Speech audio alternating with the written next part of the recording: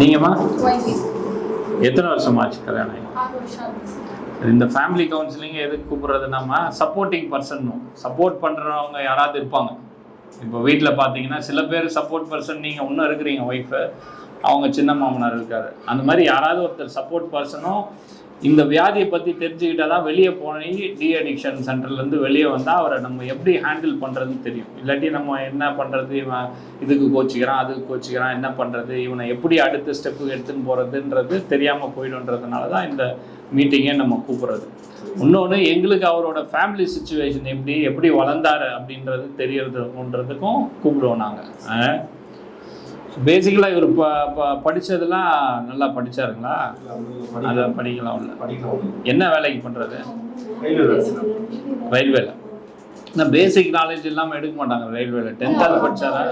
அப்பா வேலைண்ணா. ஓஹோ, நீங்களும் ரயில்வேங்களா? ஸோ நல்ல வேலையில் தான் இருந்தார், ரயில்வேல தான் இருந்தார். அங்கே தான் ஆரம்பிச்சது அந்த குடி பழக்கம் இல்லையா? அங்கே தான் குடியே. ஸோ வேலை செய்யறதுல குடிச்சிட்டு வேலை செஞ்சாலும் அப்படியே கொஞ்சம் பார்க்க முடியாது, அவ்வளோ கூட்டத்தில் பார்க்க முடியாது அவங்க டிபார்ட்மெண்ட்.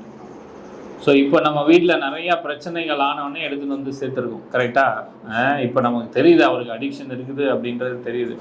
அந்த அடிக்ஷன் ஒரே நாளில் வந்துருச்சு அப்படின்னு சொல்ல முடியாதுமா. அவர் வேலை ஆரம்பித்தது இப்போ என்ன வயசாச்சு அவருக்கு? ஸோ வேலை ஆரம்பித்தது, வேலைக்கு போக ஆரம்பித்தது ஸோ இந்த 10 வருஷம், இந்த ஒரு 10 வருஷ பழக்கம் நம்ம திடீர்னு இது பண்ணும் போது ஒரே நாளில் வந்தது கிடையாது. கொஞ்சம் கொஞ்சமாக ப்ரோக்ரஸ் ஆகி வந்திருக்கும். அந்த மாதிரி தான் இந்த ரெக்கவரியும் நம்ம எதிர்பார்க்குற மாதிரி ஒரே நாளில் நாளையிலேருந்து வெளியே வந்தோன்னா ஃபஸ்ட் கிளாஸாக போவார் வருவாருலாம் சொல்ல முடியாது.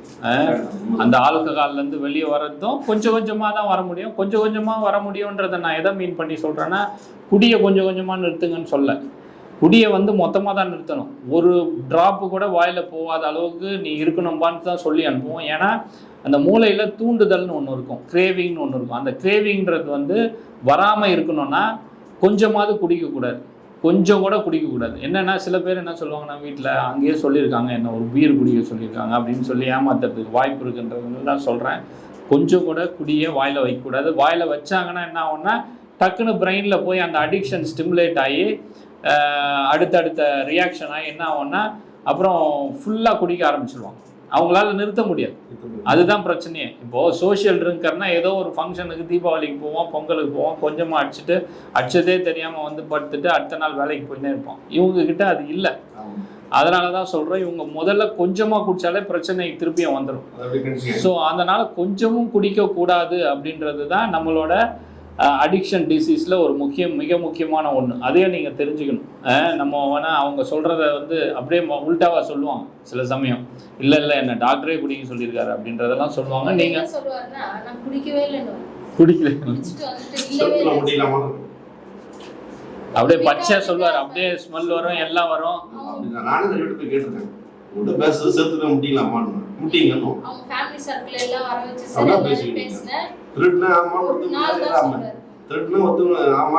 பேசலாம், சரி சூழ்நிலை இல்லவே இல்லைன்னு சொன்னா பேச முடியும்.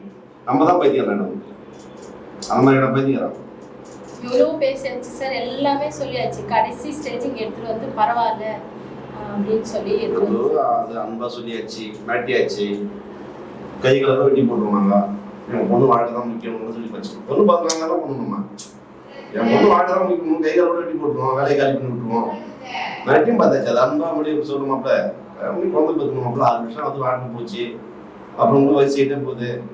குழந்தை போனால் தான் அது எல்லாரும் சொந்த வீட்டுக்கு இருந்து வேலை இருக்கு, கொண்டாட்டி இருக்கா, ஒரு குழந்தை பார்த்து அது செஞ்சுட்டு போனாலும் இப்போ நீங்கள் எப்படி சொல்லுவீங்க? அதே தான் நம்ம அன்பா சொல்லி போச்சாச்சு, ரொம்ப என்ன சொல்லுங்க நெருக்கமாக சொல்லி போச்சாச்சு.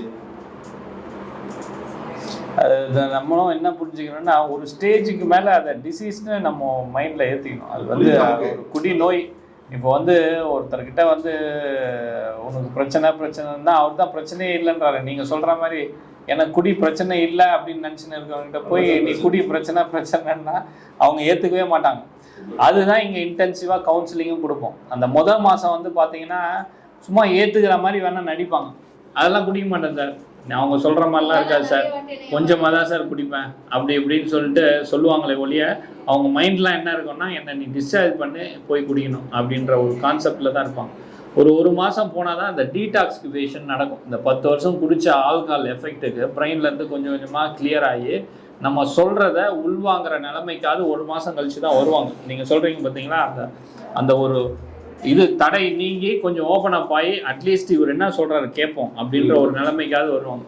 அந்த 2வது மாதத்துலேருந்து ஒரு இன்டென்சிவாக கவுன்சிலிங் என்ன கொடுப்போம்னா, உனக்கு ஆல்கஹால்ன்ற பிரச்சனை இருக்குது, எல்லார மாதிரி கிடையாது, நீ உனக்கு வந்து இந்த பிரச்சனை இருக்குது, இந்த டிசீஸ்லேருந்து நீ வெளியே வரணும்னா என்னென்னலாம் பண்ணோன்னா சில மீட்டிங் போகணும், வெளியே வந்ததுக்கப்புறம் சில மீட்டிங் போகணும்.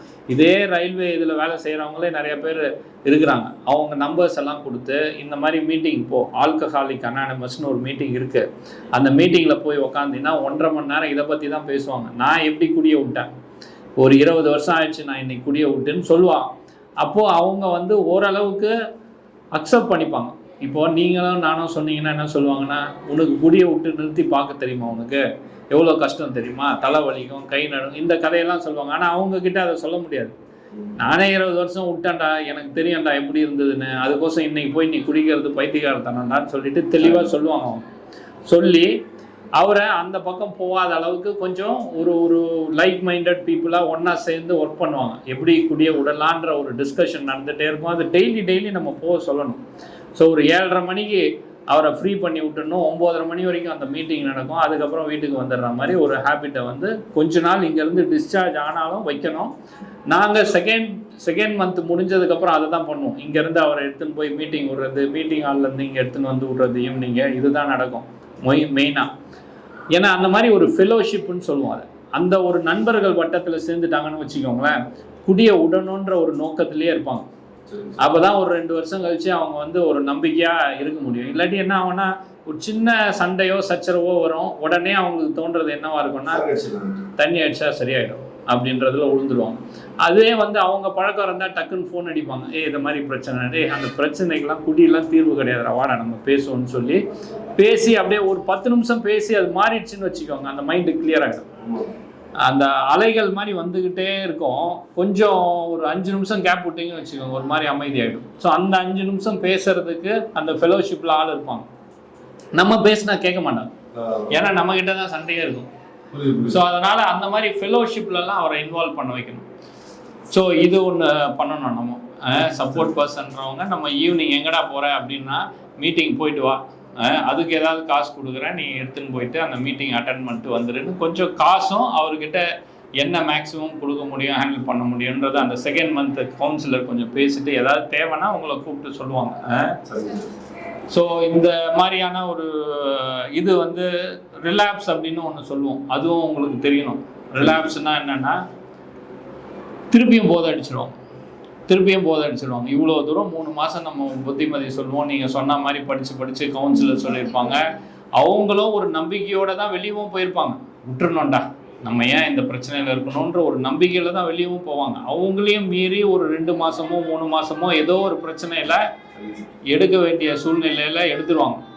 அது கரெக்டுன்னு சொல்ல வரல, எடுத்துடுறாங்க. அப்படின்றது நம்ம ரிசர்ச்சில் பார்த்தீங்கன்னா, டி அடிக்ஷனில் பார்த்தீங்கன்னா, இந்த மாதிரி ஆல்கஹால் யூஸ் டிஸார்டரில் அட்மிட் ஆகிருக்காங்க 100 பேர்னா 70 பேர், 100 பேரை டிஸ்சார்ஜ் பண்ணுறோன்னா 70 பேர் அப்படியே பிடிச்சிப்பான் ஃபஸ்ட் அட்டம்ப்ட்லேயே. மிச்ச பேர் இந்த மாதிரி ரிலாப்ஸ் ஆகிடுவான். அவனை திருப்பியும் நீங்கள் வந்து ஏதோ ஒரு டி அடிக்ஷன் சென்டரில் ஒரு 10 நாளோ 15 நாளோ வச்சு தான் எடுக்கணும்.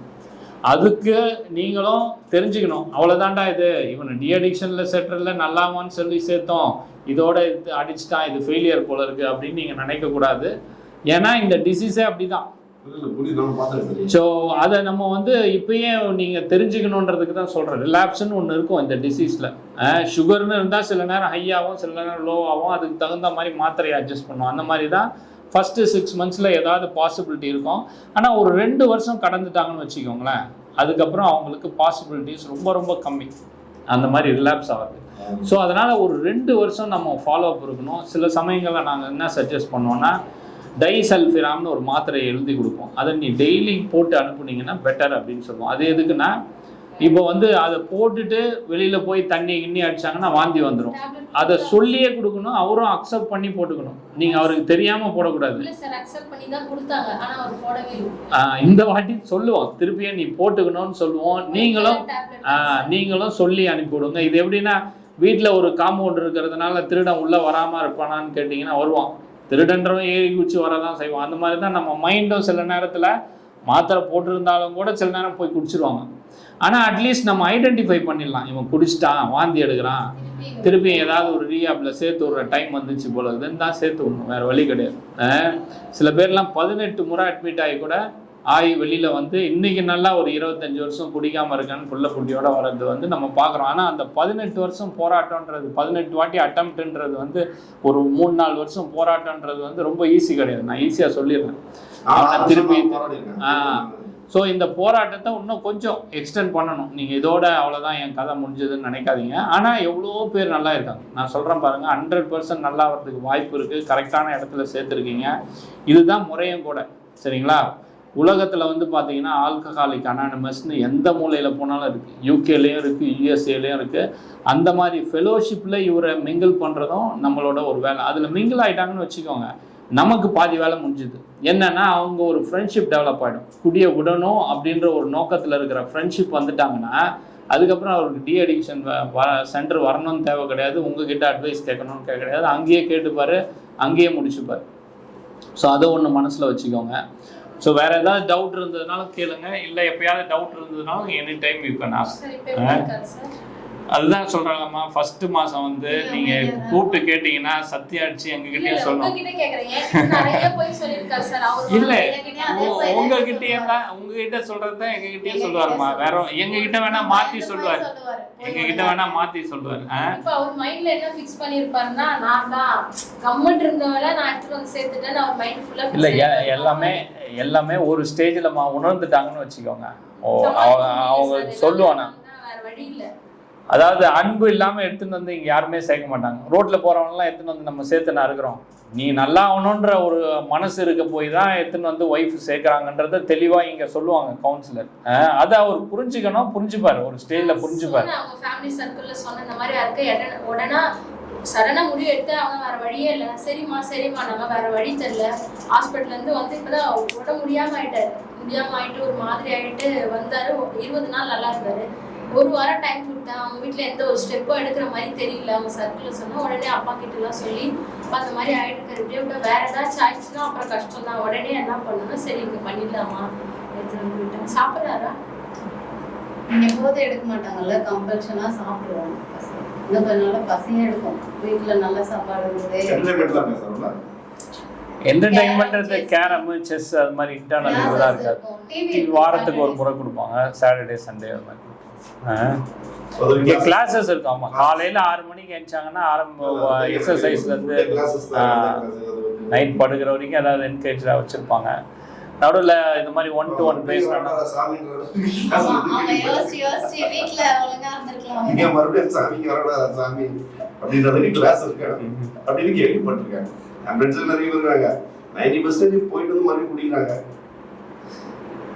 அதுதான் நீங்க சொல்ற மாதிரி நம்ம வெளியே பாக்குறோம். ஆனா சக்சஸ் ரேட்டும் நம்ம பாத்தீங்கன்னா நல்லா தான் இருக்கும். எதுவுமே பேச மாட்டாங்க. அவருக்கு ஏத்த மாதிரி அட்ஜஸ்ட் பண்ணி வீட்ல ஃபோன் பேச கூட அவருக்கு ஏத்த மாதிரி இப்ப அது கரெக்டா அவரே ஒரு காரணத்தை தேடி சாப்பிட்டு இல்ல சொல்லிடுவாரு. என்னக்கா இப்படி பண்றீங்க? நானா என்னங்க சொல்றேன், ஹாஸ்பிட்டல் போலாமா செக் பண்ணலாமான்னு கேட்பாரு. நீங்க என்ன பேசுறீங்க சார் அவர்கிட்ட? என்ன அவர் அடிக்ட் ஆயிட்டாரு. அதான் நீங்க புரிஞ்சுக்க வேண்டியது, அவர் அடிக்ஷன்ல இருக்காரு. நம்ம அவரை கேட்கலாம். அவங்க மாமியார் மட்டும் இந்த பழக்கத்தை வந்து தான் நான் விடணும், நான் திருந்தணும் நினைச்சா மட்டும்தான் அது எனக்கு புரியுது. நான் நினைக்கணும் நான் இது வெளியே வரணும், நான் நல்லா ஆயிடணும், நான் குழந்தை பெற்றணும், நல்லா வரணும் நான் நினைக்கணும். இல்லைன்னா அது என்ன ட்ரீட்மெண்ட் கொடுத்தாலும் அது கரெக்டா சொன்னீங்க. அந்த அக்செப்டன்ஸ் வர்றதுக்கு தான் அவர்கிட்ட பேசுறது. நிறைய வாட்டி சொல்லிட்டேன். கவுன்சிலிங் என்ன அதான் நீங்க சொல்லுங்க, முன்னாடி அதான் சொல்லுவா, அம்மா சொல்லுவா, அண்ணன் தம்பி சொல்லுவா, இதை நான் நினைக்கிறேன். நீ நினைக்கணும். அது வந்து நான் வந்து நாங்க சொல்லும்போது அவங்க சொன்னாங்களே கேட்டுருந்தா இங்க வந்திருக்க தேவையில்லைன்னு தோணும். சொல்லியிருக்காங்க இவ்வளோ பேசி சொன்னாங்க சரி, நமக்கு வேற சாய்ஸும் இல்லைங்க. நம்ம அவருக்கு ஹெல்ப் பண்றதுன்னா இது ஒண்ணுதான் பெஸ்டா பண்ண முடியும். ஏதாவது ஒரு ரீஹாபிலிட்டேஷன்ல சேர்த்து விடுறதோ ஏதோ ஒன்று பண்ண முடியும். நீங்க அதை மாதிரி அவங்களோட சப்போர்ட் பர்சனுக்கும் நான் சொல்றது என்னன்னா, நீங்க வந்து வாழ்க்கையே அவர் தான் அப்படின்னு சொல்லிட்டு பின்னாடியே இருந்தீங்கன்னா சரியாக போறது கிடையாது. சரிங்களா? நீங்களும் உங்களுக்குன்ற லைஃப்ன்றது ஒன்று இருக்குது.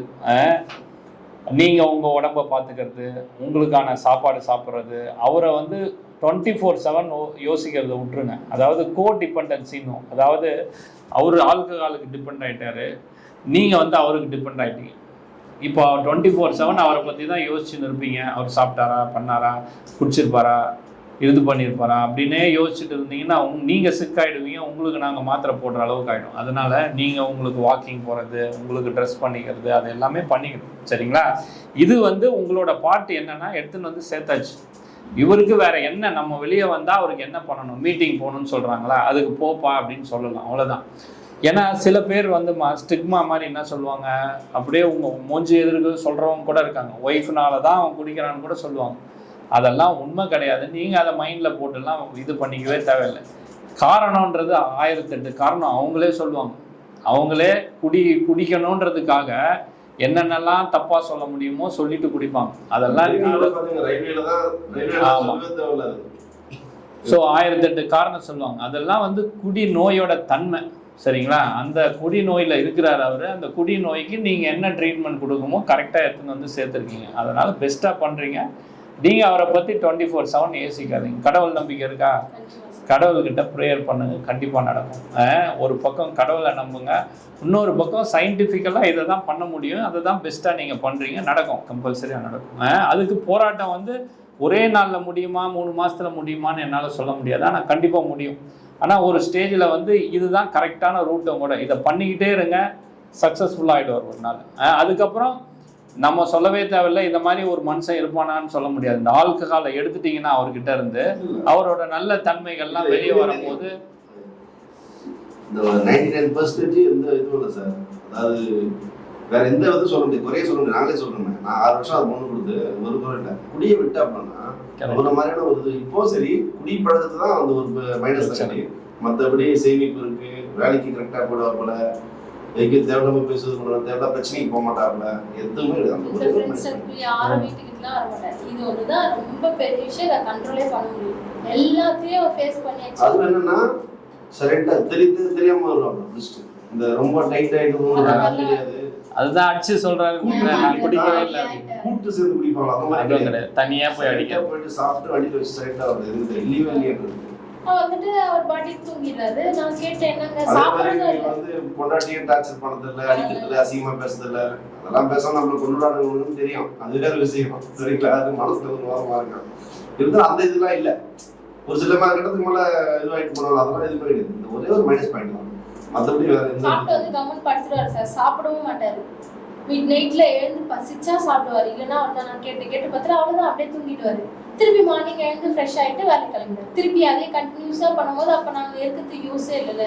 நீங்கள் பாட்டு வேலைக்கு போயிட்டு வரீங்க. அம்மா மட்டும் தான். அண்ணனும் இப்போ லாஸ்ட் 2 இயர்ஸாக இறந்துட்டாரு. அப்பாவும் இல்லை. அவ்வளோதான். அவங்க வாழ்க்கையே குடியே வாழ்க்கைன்னு ஒரு ஸ்டேஜில் ஆகிடும். வேலை இப்போ ஒரு வேலையை முடிக்கணும், குடிக்கணும், தூங்கணும், சாப்பிடணும், அகைன் எழுந்துக்கணும். அதே ரொட்டீன்.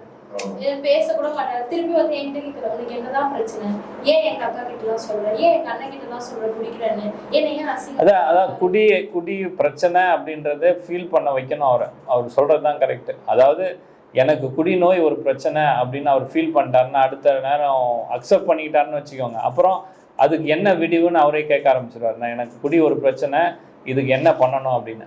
அதுக்கு கொஞ்சம் 1 மாதம் டைம் கொடுத்து மண்டையில் இருக்கிற இந்த டீடாக்சிஃபிகேஷன் ஆனால் தான் நம்ம சொல்கிறதே கேட்க ஆரம்பிப்பாங்க. அதனால சொல்லி கொஞ்சம் கொஞ்சமாக அவரை எடுத்துணும். முன்னாடி தான் சார் அம்பத்தூர் மகாலட்சுமி ஹாஸ்பிட்டல் ரொம்ப முடியாமல் லிவர் வந்து ரன்னமாகி ஜாயிண்டிஸ் வந்துட்டு ரொம்ப முடியாமல் இருந்தார். நாங்கள் ஃபேமிலி சர்க்கிளில் விட்டுட்டு சரி நாங்கள் அவங்க வீட்டு சைடு தான் பார்த்து கூட்டிகிட்டு வந்தாங்க.